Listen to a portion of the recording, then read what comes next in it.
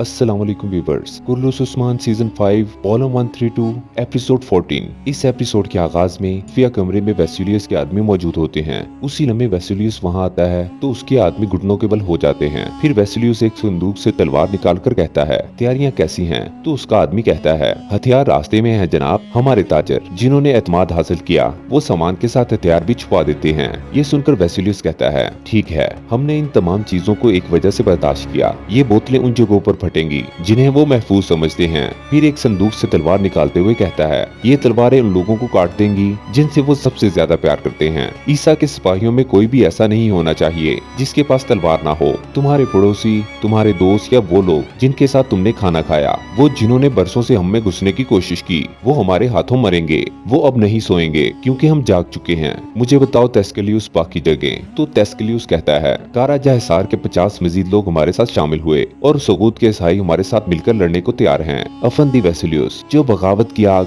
आपने जलाई रोज बरोज बढ़ेगी। जॉबन वेसिलियस कहता है, बढ़ेगी, जरूर बढ़ेगी, बहुत ज्यादा बढ़ेगी। उस्ताद के आने से पहले सब कुछ तैयार होगा। हम सबको बस उस्ताद के आने का इंतजार है। उधर अलाउद्दीन और गुंजा जंगल में एक साथ सफर कर रहे होते हैं और अलाउद्दीन गुंजा से पूछता है, आपका एक सिपाही गायब है। तो गुंजा कहती है, तुम्हारा हाफजा बहुत मजबूत है मदरसे के तालिबे इल्म। जॉबन अलाउद्दीन कहता है, हाँ हाँ बिल्कुल, मुझे नहीं याद कि मैंने कुछ पढ़ा हो और मैं भूल गया हूँ। तो गुंजा कहती है, मैंने उसे सरदार बाबा की तरफ बतौर एलची भेजा है। तुम इतने मुतजस्सिस क्यों हो? क्या तुम्हें लगता है कि तुम्हारे कमरे में दाखिल होने वाला डाकू हम में से था? तो अलाउद्दीन कहता है, आप मेरे कमरे में सिपाही क्यों भेजेंगी? मेरे पास है ही क्या जो आप छीन लोगे? क्या ऐसा ही है ना? तो गुंजा कहती है, हाँ बिल्कुल, अगर मैंने सिपाही भेजा होता तो जो मैं चाहती वो मैं ले लेती। तो अलाउद्दीन कहता है, लगता है कि कोई जाल बिछाया गया है। मेरे करीब कोई है जो खेल खेलना पसंद करता है। जॉबन गुंजा कहती है, अब खेलों को भूल जाओ, मुझे अपनी सलाहियतें दिखाओ। देखते हैं तुम्हारा जितना दिमाग तेज है उतना घोड़ा भी तेज है कि नहीं।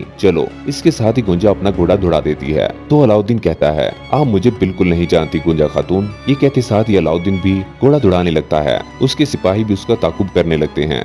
इधर सगोद में बाला खातून नमाज अदा कर रही होती है और नमाज के बाद दुआ के लिए हाथ उठा लेती हैं। उसी लम्हे अलाउद्दीन चेहरा ढांपे वहां पहुंचता है और बाला खातून को देखकर उन्हें पुकारता है। अलाउद्दीन की आवाज सुनकर बाला खातून के मुंह से भी साख्ता निकलता है, अलाउद्दीन। ये कहकर वो पलटती हैं। हाथ का बोसा लेने के लिए अलाउद्दीन आगे बढ़ता है तो बाला खातून कहती हैं, मत करो बेटा, तुम बीमार हो जाओगे। इस पर अलाउद्दीन कहता है, अम्मा मैं ये बर्दाश्त नहीं कर पा रहा, मुझे आपकी बहुत याद आती है। इसके साथ ही वो दोनों गले लग जाते हैं। बाला खातून अलाउद्दीन से बहुत प्यार करती हैं और कहती हैं, तुम ठीक हो माशाल्लाह। जॉबन अलाउद्दीन कहता है, अगर आप ठीक होंगी तो मैं भी ठीक होऊंगा। इसके साथ ही बाला खातून खांसने लग जाती है तो अलाउद्दीन उन्हें बिठाकर पानी पिलाता है। फिर बाला खातून पूछती हैं, कोनिया में हालात कैसे हैं? तो अलाउद्दीन कहता है, अम्मा कोनिया उसी तरह है, लेकिन याकूब बे मुसीबत का बाइस बनेंगे। उन्होंने अपनी बेटी को कोनिया भेजा। जॉबन बाला खातून कहती हैं, बेटा मैं जानती हूँ वो यहाँ भी परेशानी पैदा कर रहे हैं। याकूब बे तुम्हारे बाबा की बैत लेना चाहते हैं। ये सुनकर अलाउद्दीन को बहुत गुस्सा आता है।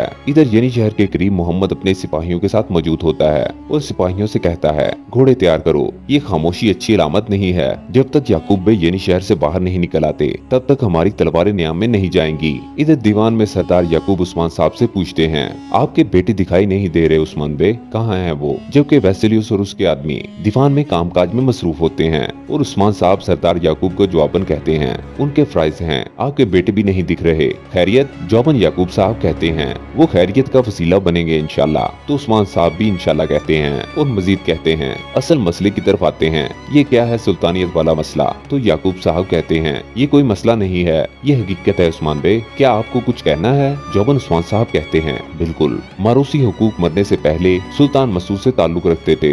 ये वाज़ेह है और सरदार जानते हैं कि आपने सालों से कोनिया का जुजिया भी अदा नहीं किया। खैर, जिस सल्जूक रियासत के आप कभी वफादार नहीं रहे, आप उसके वारिस बनना चाहते हैं। इस पर याकूब साहब कहते हैं, फतह सदाकत से नहीं जसारत से मिलती है उस्मान बे। सुल्तान मसूद और मैं कभी एक साथ नहीं चले, लेकिन मैं हमेशा हक के रास्ते पर रहा। ये बात सरदारान भी जानते हैं। जॉबन उस्मान साहब कहते हैं, आप ठीक कहते हैं याकूब बे, आप बिल्कुल ठीक कहते हैं और आप हमें रास्ता दिखाते हैं। आप कहते हैं जो क़यादत करता है उसे कायद से लड़ना पड़ता है। आप सदाकत नहीं जिसारत की बात करते हैं। जौबन याकूब साहब उस्मान साहब की बात काटते हुए कहते हैं, उस्मान बे, मैंने अपनी ताकत से आजादी हासिल की है और आपने सुल्तान मसूद से ली है। और ये मत भूलना, मैं न मंगोलों के सामने हथियार डालने वाला कोनिया हूँ और न मैं तुम्हारी तरह हूँ। यहाँ मौजूद किसी भी सरदार के पास मेरे पीछे चलने के अलावा कोई चारा नहीं। इस पर उस्मान साहब कहते हैं, अगर आप जिस रास्ते पर चल रहे हैं वो गलत हुआ तो? ये सुनकर याकूब साहब कहते हैं, मैंने आपको कैसे बचाया उस्मान बे? ये वाज़ेह है कि कौन सीधी राह पर है। मैं बुरी नीयत से नहीं कह रहा।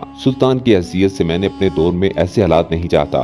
इस पर उस्मान साहब कहते हैं, हम शहादत से नहीं डरते, कैसे क्या डरेंगे? उसी लम्हे बुरहान उस्मान साहब के कान में आकर कहता है, जनाब राइमोस हमारे पास है। ये सुनकर उस्मान साहब कहते हैं, सरदारान आपकी इजाजत से। इसके साथ ही उस्मान साहब खड़े हो जाते हैं तो सरदार याकूब कहते हैं, आपको इजाजत है उस्मान बे, जल्दी जाएं और जल्दी वापस आएं। अभी हमने बहुत सारी बातें करनी है। और उस्मान साहब वहाँ से चले जाते हैं। इधर खवातीन बैठी खाना खा रही होती हैं और एक खातून सादत खातून से पूछती हैं, क्या ये तय हो गया कि सरहदी बाजार कब खुलेंगे सादत खातून? तो सादत खातून कहती हैं, 2 दिन में खुल जाएगा खातून। क्या आपके काफिले अभी तक नहीं पहुँचे? तो वो खातून कहती है, कल सुबह वो सरहदी बाजार में होंगे इंशाल्लाह। ये सब सुनकर एलोफिरा पूछती है, क्या उस सरहदी बाजार में हर कोई जा सकता है? जौबन सादत खातून कहती हैं, बिल्कुल, हम सरहद के करीब तहफूरों के साथ मुआहदे करेंगे। हिंदुस्तान और कुस्तुनतुनिया से काफिले आएंगे। आपने कहा कि आपको तिजारत में दिलचस्पी है शहजादी एलोफिरा, हम आपको भी मदु करते हैं। ये सुनकर मालूम खातून कहती हैं, एलोफिरा यहाँ थोड़ी देर के लिए है। इसके बाद सादत खातून कहती हैं, खवातीन हमें सरहदी बाजारों से बड़ी उम्मीदें हैं।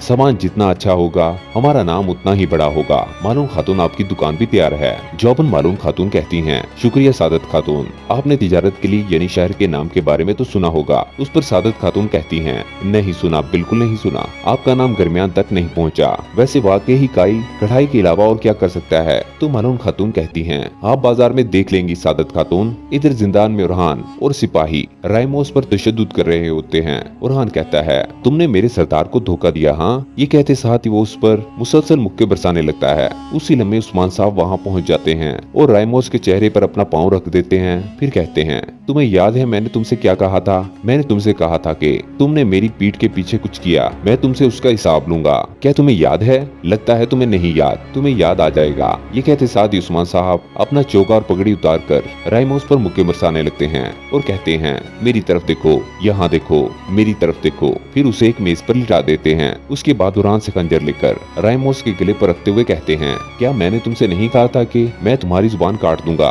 क्या मैंने तुमसे नहीं कहा था कि मैं तुम्हारी आंखें निकाल दूंगा? तुम बोलोगे? तो राइमोस कहता है, मैं नहीं बोलूंगा, वो मुझे मार डालेंगे। ये सुनकर उस्मान साहब खंजर उसके मुंह में रखते हुए कहते हैं, तुम्हें मैं ही मार डालूंगा, बोलो वरना मैं तुम्हें मार दूंगा। उस्मान साहब का गुस्सा देखकर राइमोस बोल पड़ता है, याकूब बे ने ये सब कुछ तरतीब दिया आपकी साख तबाह करने के लिए। ये सुनकर सबको बहुत गुस्सा आता है और उस्मान साहब कहते हैं, अगर तुम दोबारा झूठ बोल रहे हुए। ये कहते साथ ही उस्मान साहब फिर से खंजर उसके मुंह में रख देते हैं। तो राइमोस एकदम से कहता है, खत मेरी जेब में है। ये सुनकर बुरहान उसके कपड़ों में से खत निकालकर उस्मान साहब को देता है। राइमोस मजीद कहता है, याकूब का आदमी कैनुमास, उसने मुझे खत दिया। उसके साथ ही उस्मान साहब खत खोलकर पढ़ते हैं। फिर उससे कहते हैं, अगर ये झूठ हुआ? तो राइमोस कहता है, ईसा की कसम, मैं सच कह रहा हूँ। इन सब के पीछे याकूब बे का हाथ है। ये सुनते साथ ही उस्मान साहब उसे छोड़ देते हैं और फिर अपनी पगड़ी और चौका पहनकर वहाँ से रवाना हो जाते हैं। इधर कोहनूर घोड़े पर सवार होकर यानी शहर में दाखिल होता है और घोड़े से उतरने के बाद तेजी से तेहरान के पास आकर कहता है, तेहरान गरमियान ओगलों के मोहम्मद ने यानी शहर को चारों तरफ से घेर लिया है। सिपाहियों को तैयार रहने का कहो। जबकि वैसिलियोस छुपकर उन्हें देख रहा होता है। जाते जाते कोहनूर तेहरान से कहता है, सिपाहियों से कहो छुपकर तैयार हों, लोगों को खबर ना होने दो। हुक्म मिलते साथ ही तेहरान वहाँ से चला जाता है। उसके साथ ही कोहनूर आगे बढ़कर दीवान की जानब जाने लगता है। तो सिपाही कोहनूर के पास आकर कहता है, उस्मान बे राइमोस के पास हैं। कोहनूर बे। ये सुनते साथ ही कोहनूर तेजी से आगे बढ़ जाता है। इधर उस्मान साहब शदीद गुस्से में उरहान और बुरहान के साथ जा रहे होते हैं और चलते चलते तलवार बेनियाम कर लेते हैं। इससे पहले कि उस्मान साहब दीवान में पहुंचकर कोई रद्देमल देते, कोहनूर जनाब जनाब कहता हुआ उस्मान साहब तक पहुंच जाता है। इधर दीवान में सरदार के रासी सरदार याकूब से पूछते हैं, आप हमें सरहदी बाजार में बड़ी दुकान देंगे? जौबन सरदार याकूब खुश होते हुए कहते हैं, सिर्फ आप ही नहीं के रासी बे, यहाँ मौजूद तमाम सरदारान भी इसके मुस्तहिक हैं। उसी लम्हे दीवान का दरवाजा खुलता है और उस्मान साहब दीवान में दाखिल होते हैं। उस्मान साहब तलवार जमीन पर रगड़ते हुए शदीद गुस्से में आगे बढ़ते हैं।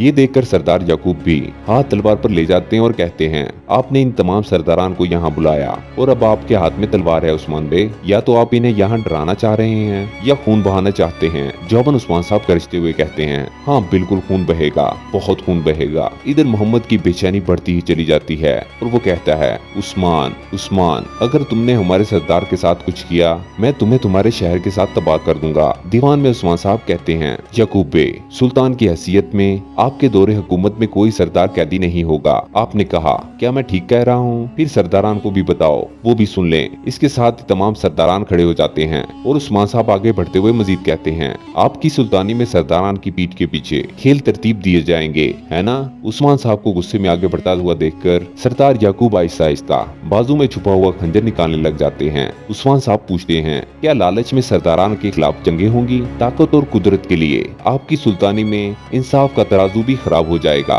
है ना? ये कहते हुए उस्मान साहब उनके सामने तलवार मेज में गाड़ देते हैं और मजीद कहते हैं, किसका खून बहेगा आपका जवाब फैसला करेगा। पूरे दीवान में सब चुप होते हैं और सब सरदार याकूब के जवाब का इंतजार कर रहे होते हैं, जबकि चोटी पर मौजूद मोहम्मद की बेचैनी बढ़ती ही चली जाती है। उस्मान साहब और सरदार याकूब एक दूसरे की आंखों में आंखें डालकर देख रहे होते हैं। सरदार याकूब ने खंजर मजबूती से पकड़ा हुआ होता है